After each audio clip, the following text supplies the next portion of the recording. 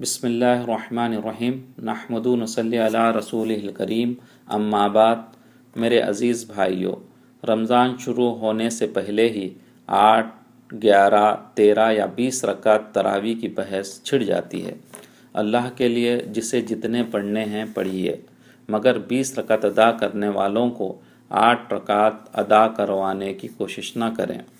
براہ کرم مفتی اعظم شیخ عبدالعزیز الشیخ، جن کا فتویٰ یکم رمضان بروز جمعرات 1428 یعنی 12 ستمبر 2007 کو سعودی عرب سے شائع ہونے والے اخبار المدینہ میں شائع ہوا تھا۔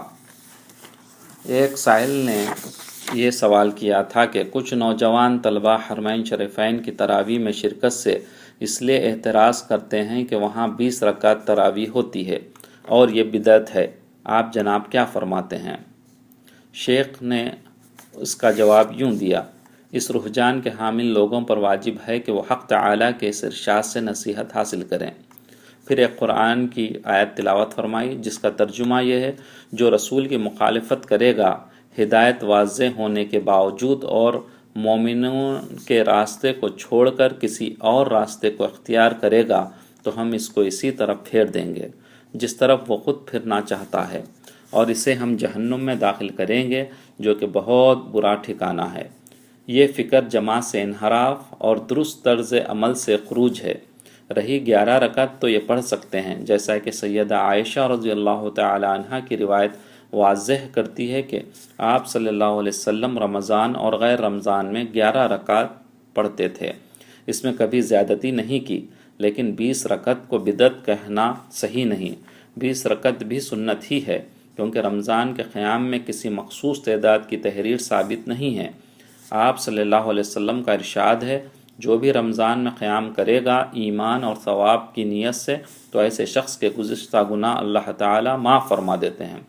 اسی وجہ سے تراویح کی تعداد میں سلف سے اختلاف چلا آ رہا ہے، کسی نے 11 رکعت پڑھی ہیں تو کسی نے 13، بعض نے 23 تو بعض نے 36 رکعت تک پڑھی ہیں۔ علماء سلف کے پاس اگر کوئی یقینی اور قطعی دلیل ہوتی تو اس سے ہرگز اعراض و انحراف نہ کرتے۔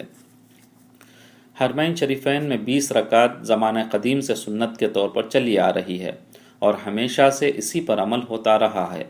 اب اگر کوئی شخص عشاء کی نماز تو حرم میں پڑھ لے اور تراویح کے بارے میں کہے کہ یہ بدعت ہے، تو ہمارا جواب ایسے شخص کے لیے یہ ہے: آپ بدعتی ہیں اور صحیح طرز عمل سے خارج ہو کر دور جا چکے ہیں۔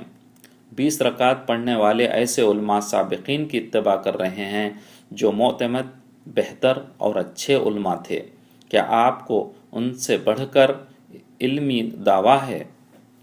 اور اگر کوئی یہ کہے کہ میں حرم میں نماز تراویح نہیں پڑھتا کیونکہ تم لوگ ایک بدعتی نماز پڑھتے ہو، تو ہم اللہ کی قسم کھا کر کہتے ہیں کہ تم ہی بدعتی ہو۔ ایسے لوگوں کے بارے میں مجھے اندیشہ ہے کہ یہ غرور اور دھوکہ کا شکار ہو چکے ہیں۔ یہ اپنے آپ کو مخلوق میں سے افضل اور کامل ترین تصور کرنے لگے ہیں۔ یہ تمام تصورات و نظریات عقل کا خلل ہے، دینی علم کی کمی کا نتیجہ ہے۔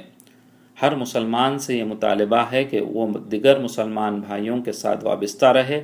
تراویح کی نماز خیر ہی خیر ہے۔ مسلمانوں میں تسلسل سے جاری رہنے والے عمل کے بارے میں باطل ہونے کا نظریہ اور عقیدہ اختیار کر لینا ہرگز درست نہیں ہے۔ اللہ تعالی ہمیں ہدایت نصیب فرمائے۔